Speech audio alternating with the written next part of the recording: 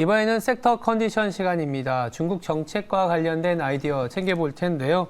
지난해 선제적으로 긴축에 나섰던 중국, 그리고 최근에는 베이징 올림픽, 동계올림픽을 맞이해서 제로 코로나 정책을 쓰다 보니까 이렇다 한 뉴스들이 그렇게 뭐랄까요? 기대감, 정책 모멘텀까지 나오지는 않는데, 올림픽 끝나면 바로 이제 3월 전인데 양해가 펼쳐지기 때문에 그거와 관련된 얘기를 먼저 나눠볼 필요가 있을 것 같습니다. 이분 모시고 자세한 얘기 나눠보겠습니다. 최설화 메리츠증권 중국 담당 애널리스트입니다. 안녕하세요. 안녕하십니까. 네. 일단 베이징 동계올림픽 보고 계시나요? 네.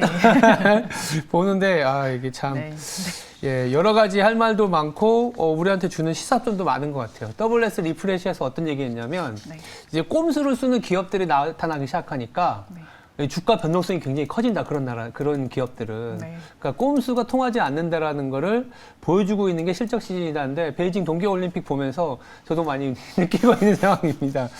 그래서 중국과 관련된 정책이 꼼수가 있을지 아니면 실제 정말 진성 정책인지 한번 챙겨보도록 할 텐데요. 일단 최근에는 그렇게 문제가 되지는 않는 것 같은데 이제 우선적으로 여쭤보고 싶은 게 미국에서 약간의 또 약간 제재와 관련된, 그러니까 제가 찾아보니까 미국 상무부에서 33개 중국 기업에 대해서 수출 통제 목록에 추가했다고 하더라고요. 이게 또다시 미중 갈등이 또 심화되는 거 아니냐라는 우려가 좀 있는데 여기부터 한번 짚어볼까요? 네. 일단 지금 미국에서 33개 기업에 대한 건 미점검 기업 이런 식으로 해서 제재 리스트에 들어갔는데 이게 최종 소비자가 누군지 모르겠다. 그래서 이게 그러니까 그 장비들이 확실히 그 기업에 최종적으로 사용되는지 아니면 그 외에 기타 부분으로 활용이 되는지 그거를 점검을 하는 기업들을 이런 미점검 리스트라고 하더라고요. 예. 그래서 거기에 지금 집어넣은 상태이고요. 네. 여기에 우시바이오뿐만 아니라 지금 최근에는 사실 중국 2차 전지의 대상주인 CATL까지 언급이 되면서 전체 중국의 성장주들이 많이 좀 조정을 받고 있는 상황입니다. 네. 근데 일단은 그 리스트가 과거의 수출 금지 리스트와는 좀 수위가 낮다 보니까 아무래도 하지 못하는 게 아니라 하기 전에 미국 기업들이 상무부와 조율을 해야 된다라는 과정을 거치는 거고요.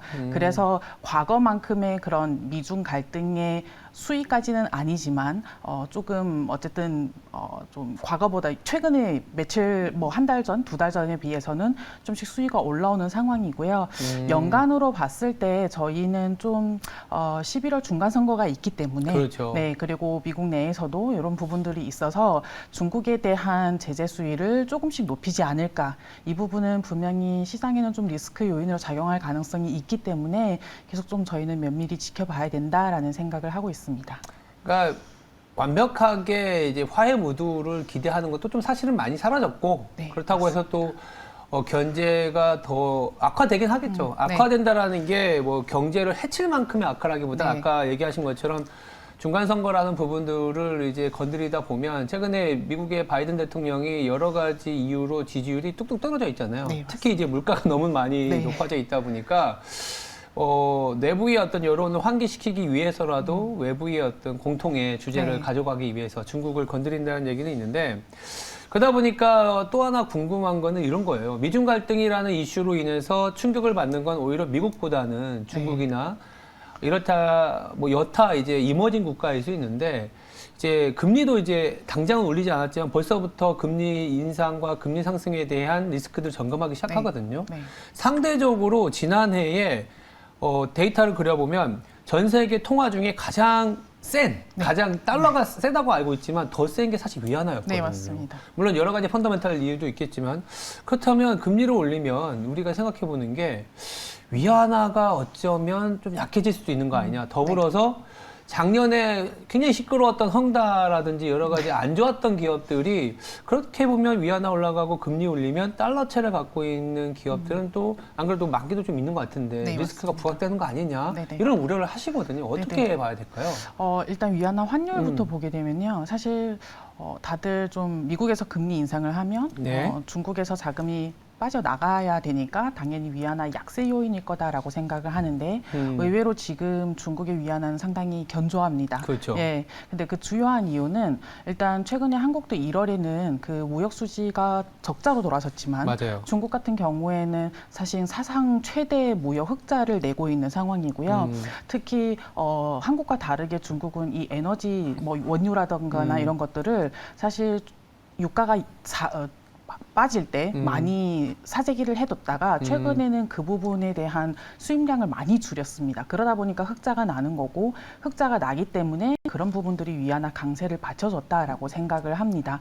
그런 관점에서 보게 되면 사실상 미국의 금리 인상보다는 오히려 중국의 수출이 언제 꺾일 거냐라는 게 어쩌면 위안화 환율하고 연관이 될 가능성이 높고요. 예. 근데 지금 저희의 생각에는 상반기까지는 그래도 리오프닝 최근 얘기들이 많이 나오고는 있지만 그런 것들이 현실화가 되기에는 아마 하반기부터 좀 본격적으로 되지 않을까라는 생각을 하고 있고요. 예. 그렇다라고 치면 사실 상반기까지 중국의 수출 모멘텀은 어느 정도 유지가 될 수가 있다라고 보고 있고 그런 것들이 위안화에 크게 약세 압력으로 작용하지는 않을 거라고 생각합니다. 그래서 이런 상황에서 말씀하셨듯이 달러 부채가 사실 환율하고 연결이 될 수밖에 없는 그렇죠. 상황인데 달러 지금 만기 상환 스케줄을 보면 1분기가 제일 많고요. 그다음에 점점 연말로 갈수록은 좀 줄어드는 상황입니다. 그래서 상반기에 위안화가 크게 절하가 안 되고 어느 정도 지금의 수준을 유지해주고 중국 정부도 통화 완화 스탠스를 좀 보이는데 그런 것들이 가미가 되면 상반기 부채 리스크는 좀 그래도 그렇게 심각할 수준 혹은 작년에 뭐 9월 이런 수준까지는 아니지 않을까라고는 판단을 하고 있습니다. 일단은 무역 수지 자체가 많이 좀 쌓여 있고 네. 거기다가 뭐 지준율도 선제적으로 조금씩 많이 내렸기 때문에 여러 차례에 반복되어 있는 위기에 대해서는 또 위기라고까지 생각 안 하는 것 같은 분위기도 펼쳐지는 것 같습니다. 그러다 보니까 중국에서 워낙 1년 이상의 어떻게 보면 악재들이 많이 나왔었잖아요. 네, 지난 맞습니다. 하반기부터는 뭐 일부 업종들까지 기업들까지 이게 캐내면서 악재가 나왔었는데 약간 시각이 바뀌는 게 이제 그렇다면 중국을 뭐 여러 가지로 봤을 때 하나씩은 좀 기대가 나오는 거 아니냐 이런 얘기들을 하는데 어떤 부분이냐면 제로 코로나 정책을 쓰고 있잖아요. 네. 예, 베이징 동계올림픽을 맞이해서 네. 쓰고 있는데 결국 그렇다면 동계올림픽이 끝나면 제로 코로나 정책이 일정 부분 좀 후퇴하면서 소비가 살아나는 거 아니냐 이렇게 논리를 만드시는 분들도 있거든요. 일단 요거부터 한번 말씀을 해볼까요? 올림픽이 끝나면 정책이 후퇴하면서 소비가 좀 살아날까요?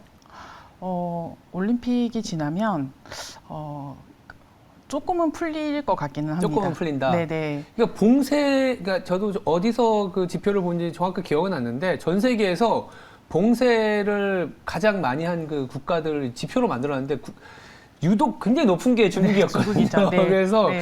이게 마스크를 안 썼다 뿐이지 사실상 굉장히 격리된 생활을 하고 있다라고까지 맞습니다. 표현하던데. 네, 맞습니다. 네. 맞습니다. 그 맞고요. 일단은 풀리는 기준은 중국은 뭐 동계올림픽이 있어서 더 강화는 됐지만 푸는 기준은 동계올림픽은 아니라고 생각을 하고 그래요? 네, 오히려 중국 내에 신규 확진자가 얼마만큼 줄어드는지 네, 그래서 사실 1월에 많이 했었던 거는 올림픽도 있기 때문에 더 강화가 되었다라고 보고 있고 그러면 그게 끝나면 풀리려면 신규 확진자가 좀 줄어들어야 되는데 다행히 최근에는 좀 줄어들고 있는 모습들을 나타내고 있어서 아마 한 뭐 3월쯤 되면 그래도 지금보다는 좀 이렇게 후퇴되지 않을까라고 생각을 하고 있고요. 그런 것들이 서비스 소비로는 좀 개선으로 이어는 질 수 있다라는 기대는 하고 있습니다. 다만 일각에서 사실 최근 많이 질문을 받는 것도 요즘은 뭐 유럽이나 이런 데는 아예 리오프닝을 하잖아요. 그렇죠. 해외 사람들도 맞아요. 입국시키고 그런 부분에 있어서는 중국은 사실 쉽지 않다라고 생각을 하고 있습니다. 그러니까 어떻게 보면 먼저 확진자 수가 폭발적으로 증가하고 나서 그걸 감내해 놓고 이제 좀 확진자 수가 떨어지는 국면이 이제 서방 국가. 그래서 그렇죠. 어제 뉴욕 네. 같은 경우에도 이제 마스크를 이제 안 써도 된다. 물론 네. 실내이긴 하지만 네. 그렇게 앞서간다는 표현은 좀 맞진 않을 수 있지만 앞서가고 있는데 중국은 오히려 좀 꽁꽁 싸매고 있기 때문에 네. 풀면은 이제야 뒤늦게 확진자 수가 늘어날 수 있으니까 네. 기대를 하는 만큼 그 확진자 수가 늘어나면서 그렇죠. 더 뒤로 이렇게 밀릴 수도 있는 네, 맞습니다. 약간의 리스크도 있는 거네요. 네, 그래서 어쩌면 중국이 제일 먼저 락다운했고 거기서 신규 확진자는 줄었지만 맞아요. 아마 리오프닝을 할 땐 제일 늦게 리오프닝을 하지 않을까. 아. 네, 그렇게 생각을. 그러니까 저도 직관적으로 야 이거 어떻게든 코로나가 안 나오게 한 다음에 동계올림픽을 잘 치르고 나서 풀어서 성장을 좀 많이 도모하지 않겠냐라는 생각을 갖고 있었는데 이게 또 확진자 수를 봐야 되는 네. 그런 부분이기도 합니다. 그리고 이제 또 올림픽이 끝났을 때의 기대 요인 중에 하나가 공교롭게도 2월 말에 베이징 올림픽이 끝나다 보니까 네. 그리고 바로 다다음 주부터는 또 양회가 3월 4일인가 3월 5일부터 시작이 되잖아요. 네, 맞습니다. 양회라는 게 다들 이제는 잘 아시니까 네. 주요 정책이나 여러 가지 뭐 부양적 정책이 나올 수 있다는 기대가 있기 때문에 네. 요 포인트를 한번 잡아볼 필요가 있는 것 같아요. 네. 지금 중국을 보는 시각에서 음. 제일 기대를 많이 할 수 있는 게 정책에 대한 부분인 그렇죠. 것 같아요. 예, 경기 네. 부양. 지금 워낙 국내 소비도 안 안 좋고, 좋고. 예, 여러 가지 경기 상황도 많이 안 좋기 때문에 그렇죠. 생각보다 센 정책이 나오지 않을까라는 건데요. 일단 저는 한 두 가지 포인트를 지켜볼 필요가 있다라고 생각을 합니다. 하나는 올해 성장률 목표를 어느 수준으로 정부가 타겟을 할 건지, 그리고 두 번째는 그래서 재정 정책을 얼마만큼 강하게 쓸 건지 이 두 가지인데요. 일단 GDP 성장률 목표는 지금 해외에서는 약 5% 이상으로 가져갈 거다라고 많이들 생각을 하고 있는데 네. 흥미로운 거는 중국의 지방정부 양회는 1, 2월에 지금 끝났습니다. 네. 네, 근데 지방정부에서 제시한 성장률 목표가 베이징시 5%였고요. 그 나머지는 다 5.5% 이상을 제시한 상황입니다. 그래서 통상적으로 과거에 보면 베이징, 상하이, 뭐 광둥 이런 큰 지역의 성급 도시나 이런 쪽의 GDP 성장률을 따라가는데 올해는 지금 뭐 상하이나 광둥이 다 5.5를 내놨기 때문에 로컬에서는 의외로 5.5%를 제시할 가능성이 높다라고 생각을 하는 것 같고요. 그래서 만약에 5.5를 타겟으로 했다라고 하게 되면 지금 저희가 생각하는 경기 부양보다는 훨씬 더 강한 정책을 그러니까요. 예, 쓸 수밖에 없어서 그런 부분들을 이번 양회에서 좀 지켜볼 필요가 있다고 생각을 합니다. 그러니까 5.5% 저희들도 이제 1, 2월에 나온 지방정부 양회, 그러니까 전인대죠. 네. 전인대를 다 취합해 보니까 뭐 내수 확대도 있고 뭐 여러 가지가 있지만 결국 중국을 바라볼 때 특히 나오는 게 이제 대졸자들 취업시켜야 되는 거 아니냐. 네. 취업시키려면 5.5% 정도 돼야. 그렇죠. 왜냐하면 그 1,200만 명과 1,300만 명을 네. 취업시키려면 GDP 성장률이 5%, 6%까지도 도달해야 된다. 네. 6%는 좀 오버일 수 있고 한 5점 중반. 네. 그런 얘기들이 하다 보니까 이제 뭐 제로 코로나 정책 뒤로 물리는 거 아니냐 이런 얘기가 나오는데 네.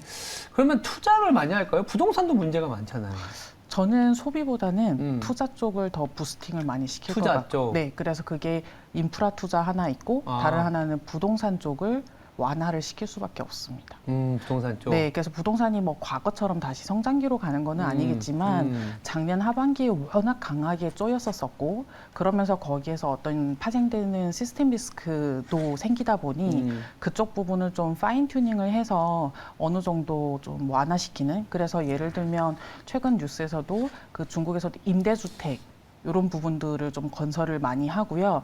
베이징시 같은 경우에는 인구 출산 문제도 있잖아요. 그렇죠. 그래서 뭐 다자녀 가구한테는 임대주택을 먼저 분양을 해주겠다. 이런 조건들을 좀 걸고 있는 걸로 알고 있습니다.